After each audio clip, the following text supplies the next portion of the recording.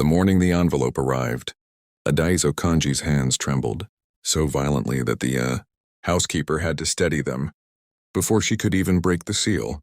3 months had passed since the accident that left her unconscious for 6 days, since she woke up in a private hospital wing paid for by a man she had once only driven cars for, and since the whispers began circulating through Lagos high society that Tobena Adeyemi, heir to the Adeyemi shipping empire, had fallen in love with his own driver. But nothing, not the scandal, not the whispers, not even the night. Tobena knelt beside her hospital bed and confessed he loved her, had prepared, as for what the DNA results now cradled in her fingers were about to reveal. She was not who she thought she was.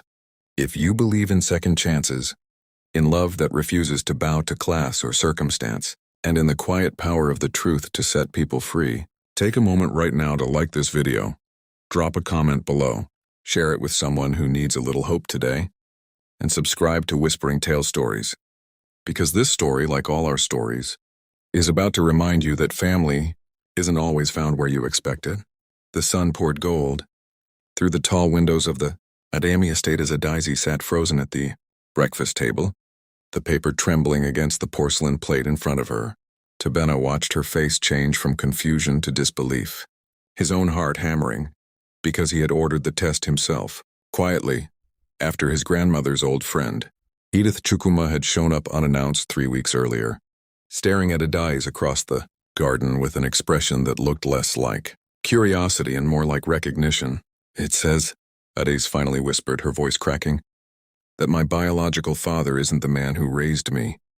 It says I'm not Adaizo Konji, not by blood."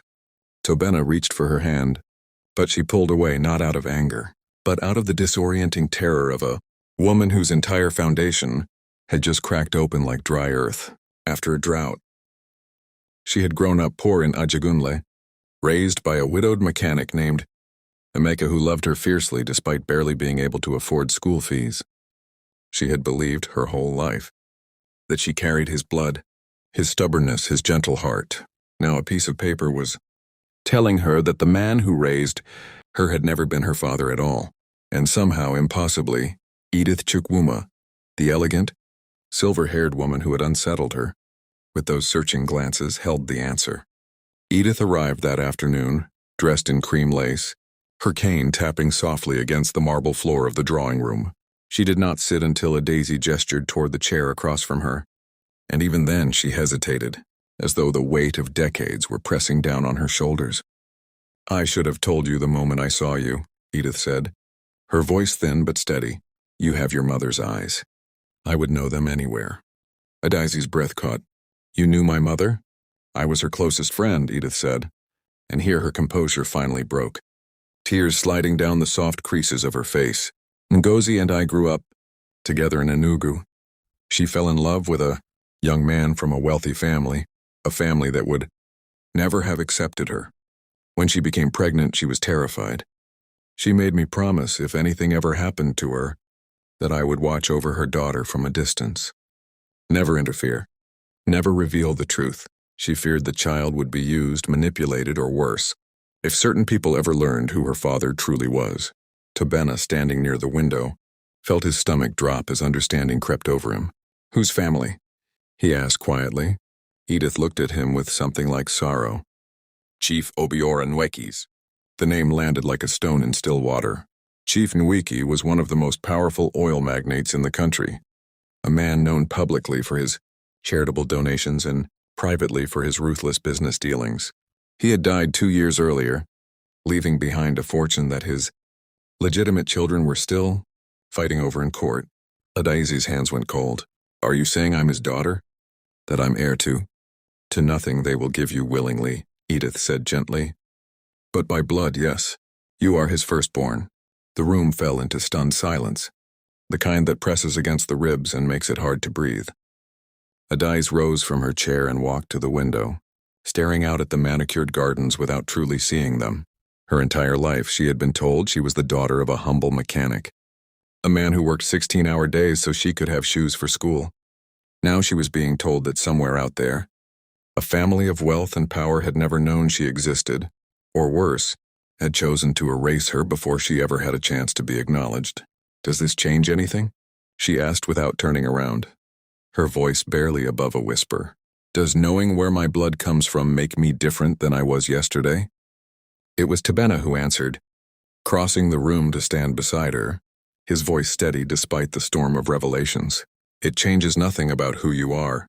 You are still the woman who worked double shifts to send money home to her father, the man who raised you, loved you, and will always be your father regardless of blood. You are still the woman who held my hand through 3 surgeries on my mother without once asking for anything in return. Blood didn't make you kind to Daisy. Your heart did. Edith nodded through her tears.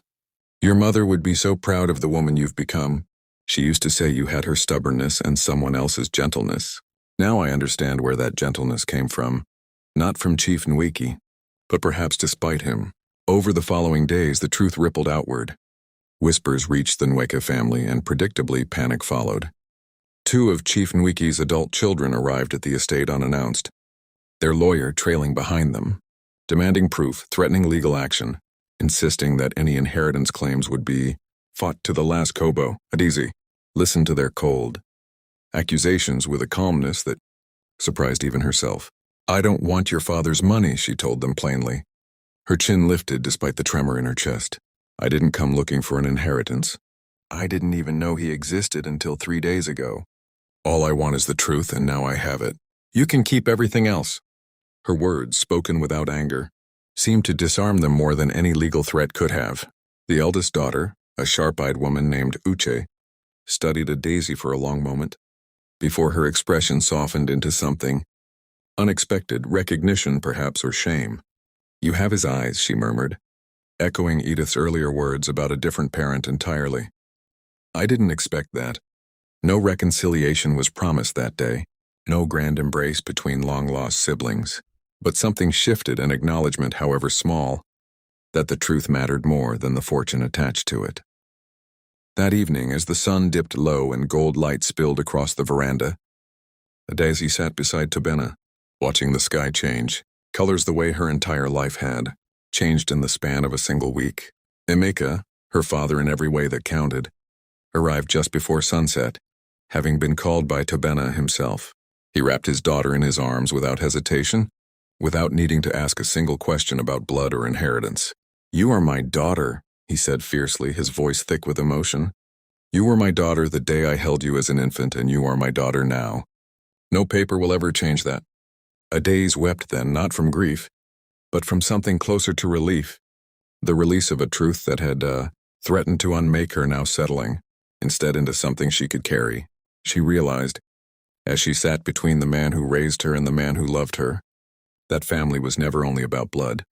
It was about who showed up, who stayed, who chose you again and again without needing a reason rooted in DNA.